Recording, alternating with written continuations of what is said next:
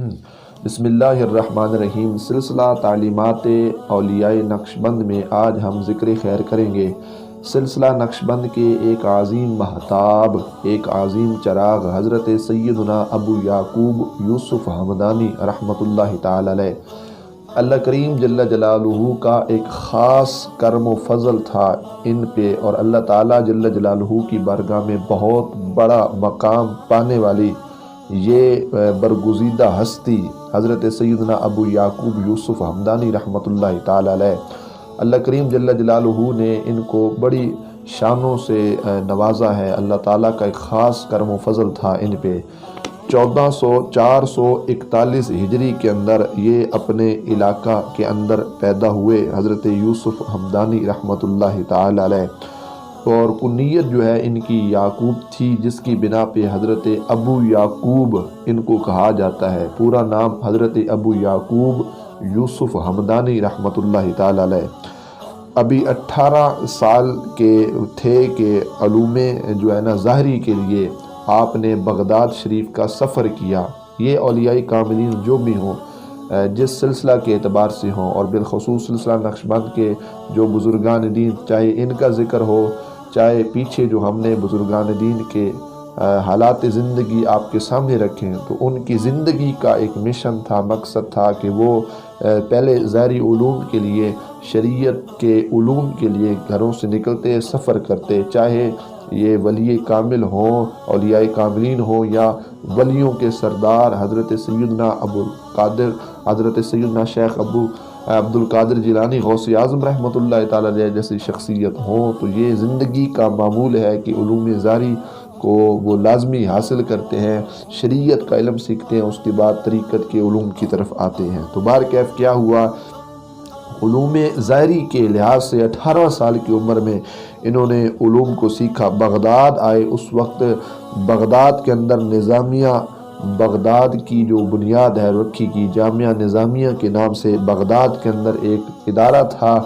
جس ادارے کے اندر یہ حضرت سیدنا یوسف ہمدانی رحمۃ اللہ تعالی علیہ پہنچے، اور آپ نے اپنے اساتذہ کرام سے علوم فقہ کو سیکھا اور علوم حدیث کو سیکھا۔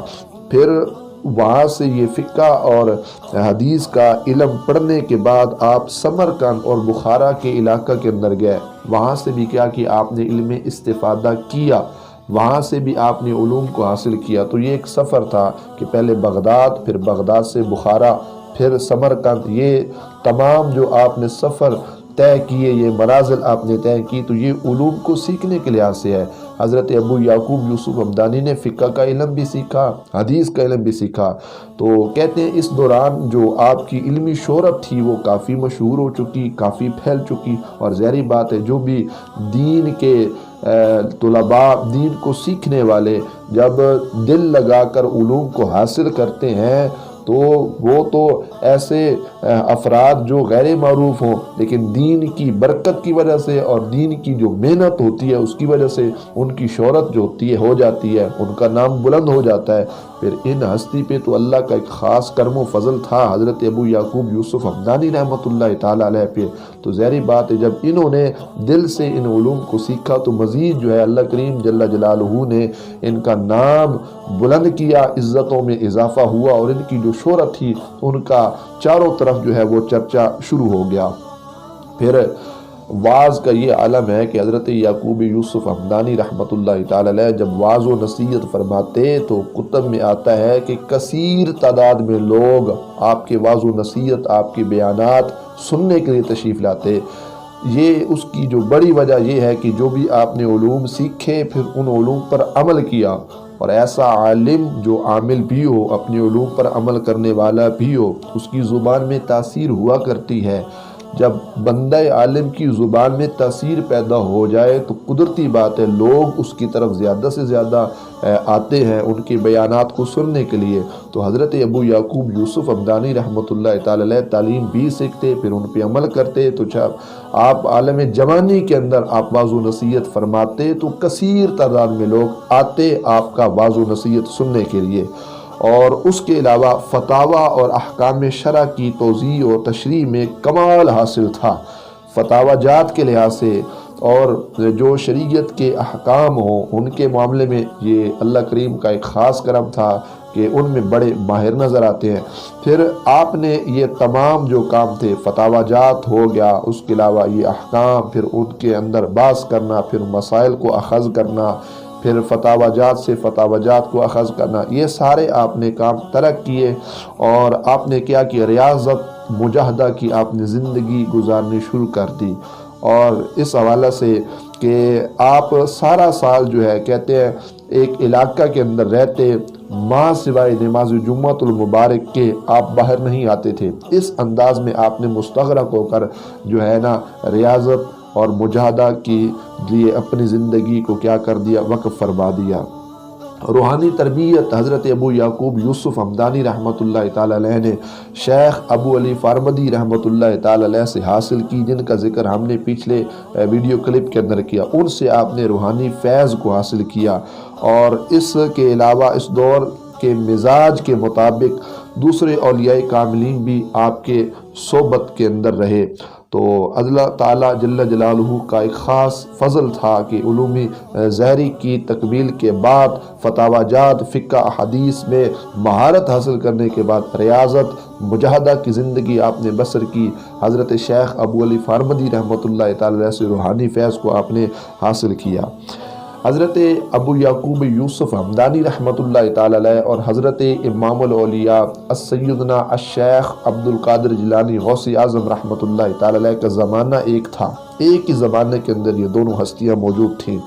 تو آپ خود ارشاد فرماتے ہیں کہ ایک مرتبہ، یہ کتاب والے کہتے ہیں مصنف کے، ایک مرتبہ حضرت ابو یعقوب یوسف ہمدانی رحمۃ اللہ تعالی علیہ بغداد شریف تشریف لے گئے۔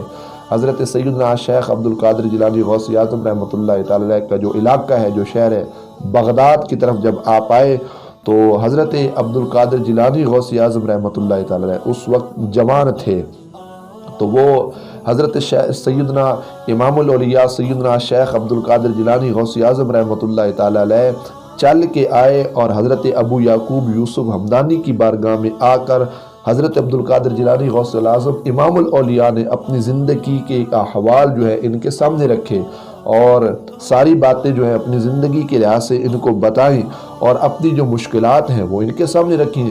تو حضرت ابو یعقوب یوسف ہمدانی نے حضرت امام الاولیاء سیدنا الشیخ عبد القادر جیلانی غوث اعظم رحمۃ اللہ تعالی علیہ کو ان مشکلات کا حل بتایا۔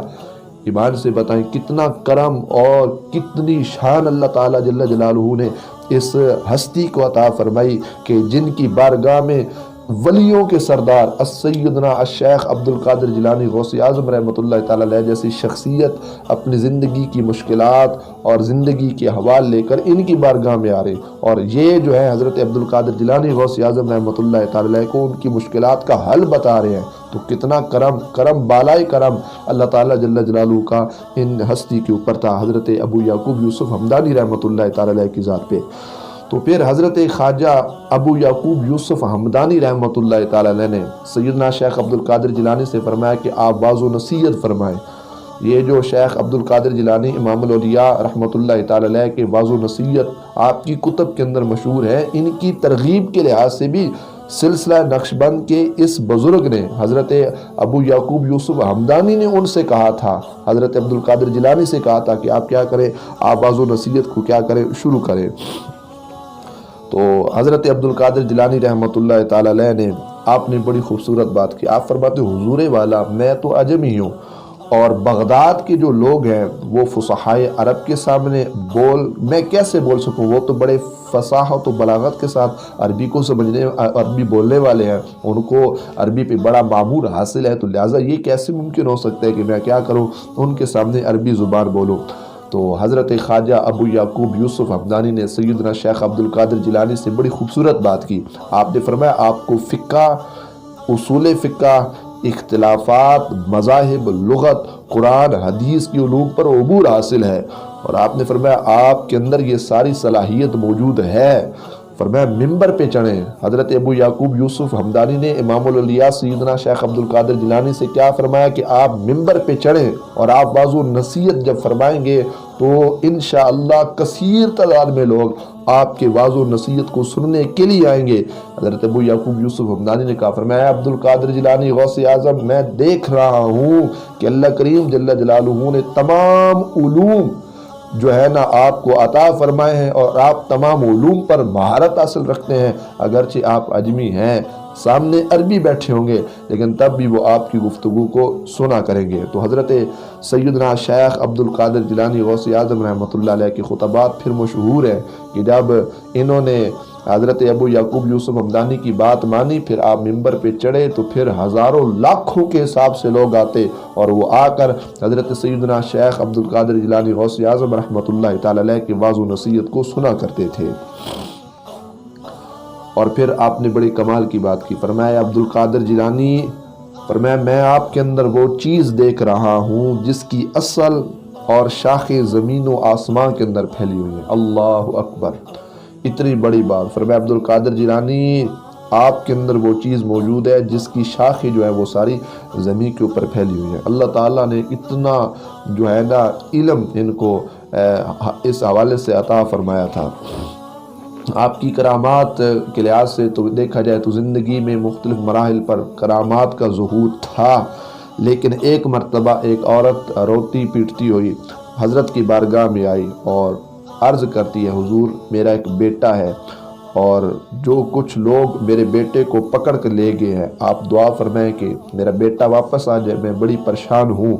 تو آپ نے جو ہے نا دعا فرمائی، حضرت ابو یعقوب یوسف ہمدانی رحمۃ اللہ تعالی علیہ نے فرمایا، اللہ اس کی بیڑی کو توڑ دے اور اس کو فی الفور جو ہے اس کو یا اللہ غم سے نجات عطا فرما۔ آپ نے اللہ کی بارگاہ میں ہاتھ اٹھائے حضرت ابو یعقوب یوسف ہمدانی نے، اور آپ نے کہا یا اللہ یہ عورت بیٹے کی وجہ سے پریشان ہے، یا اللہ اس کا جو غم ہے یا اللہ اس کو اس غم سے نجات عطا فرما۔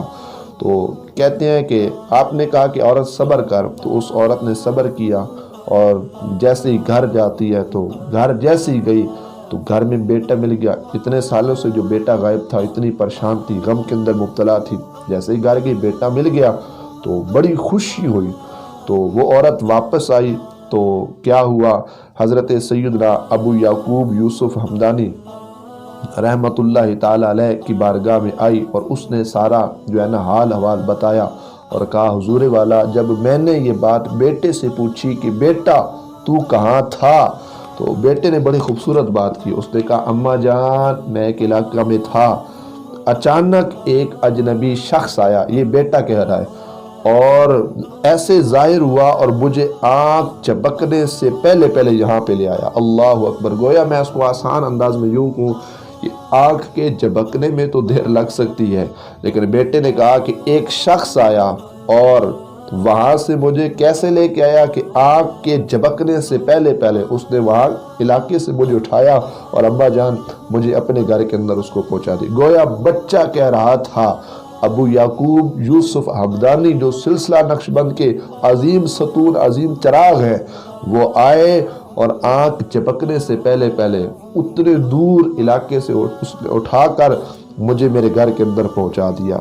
تو یہ ساری باتیں حضرت سیدنا ابو یعقوب یوسف ہمدانی رحمۃ اللہ تعالی علیہ کے حوالے سے۔ اور ایک مرتبہ آپ واضح و نصیحت فرما رہے تھے، وہاں پہ دو فقیہ جو ہیں موجود تھے جن کو فقہ پہ بڑی مہارت حاصل تھی، تو انہوں نے آپ سے کہا کہ تم بدعتی ہو۔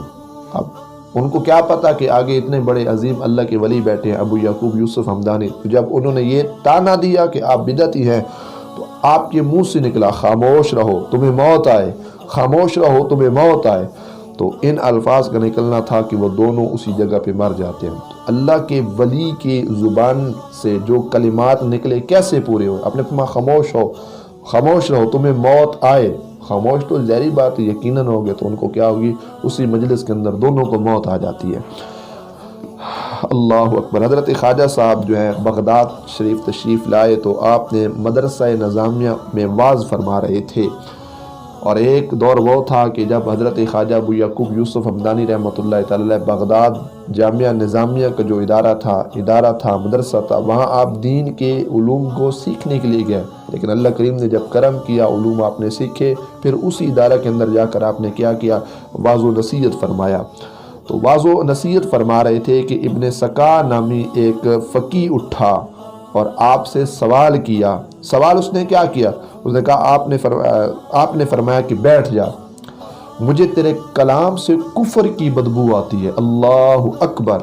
تھا وہ فقیہ ابن سکا، لیکن اتنا بڑا جملہ آپ نے کہا، فرمایا کہ بیٹھ جا، مجھے تیرے کلام سے کفر کی بدبو آتی ہے، اور آپ نے فرمایا کہ شاید تیری جو موت ہے وہ اسلام پر نہ ہو۔ اب یہ زبان سے کلمات کن کے نکلے؟ ابو یعقوب یوسف ہمدانی رحمۃ اللہ تعالی علیہ کے۔ اتنی بڑی بات اللہ کے ولی نے فرمائی کہ مجھے تجھ سے کفر کی بدبو آتی ہے، اور ہو سکتا ہے شاید تیرا جو خاتمہ ہے وہ ایمان پر، اسلام پر نہ ہو۔ تو کچھ عرصہ کے بعد شاہ روم کی طرف سے ایک عیسائی جو ہے وہ سفیر خلیفہ کے پاس بغداد آیا۔ ابن سکا جو ہے وہ دنیا کی لالچ میں آ کر اس کے پاس گیا، اور اس عیسائی سے کیا کیا، اس نے اپنی دوستی لگا لی۔ آخر کار کیا ہوا کہ اس سے درخواست کی کہ مجھے اپنے بادشاہ کے پاس لے چلو، میں مذہب عیسائیت کو قبول کر لوں گا۔ اللہ اکبر! اور اس نے کہا کہ میں تمہارا مذہب عیسائیت قبول کرنا چاہتا ہوں۔ اللہ اکبر! وہ بات آپ ذہن میں سوچیں، اور میرے ذہن میں وہ بات یاد آ رہی ہے کہ ابو یعقوب یوسف ہمدانی نے اپنے واعظ و نصیحت میں یہ بات پہلے فرما دی کہ ہو سکتا ہے تیرا خاتمہ ایمان پہ نہ ہو۔ چنانچہ وہ شاہ روم کے دربار میں آ کر نصرانی ہوا اور اسی پر مرا۔ اور ابن سکا جو تھا وہ فقیہ نہیں تھا، حافظ قرآن بھی تھا، تو اس کی مرض جو ہے جب قریب ہوا مرنے کے، تو ایک شخص نے پوچھا قرآن یاد ہے؟ اس نے کہا جی حضور قرآن یاد ہے۔ تو اس نے کہا کتنا یاد ہے؟ تو یہ جو ابن سکا تھا، جس کو ابو یعقوب یوسف ہمدانی نے کہا تھا کہ تیرا خاتمہ ایمان پہ نہ ہوگا، جب قریب المرگ تھا کہتے ہیں سارا قرآن بھول گیا ہے، ایک آیت یاد ہے کہ اللہ قرآن میں فرماتا ہے ربما یود الذین کافروا لو کانوا مسلمین۔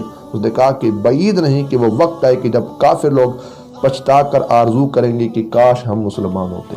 اللہ تعالیٰ جل جلالہ عمل کی توفیق عطا فرمائے، اور حضرت ابو یعقوب یوسف ہمدانی رحمۃ اللہ تعالی علیہ کے فیضان سے، آپ کے فیوز و برکات سے اللہ کریم جل جلالہ ہم سب کو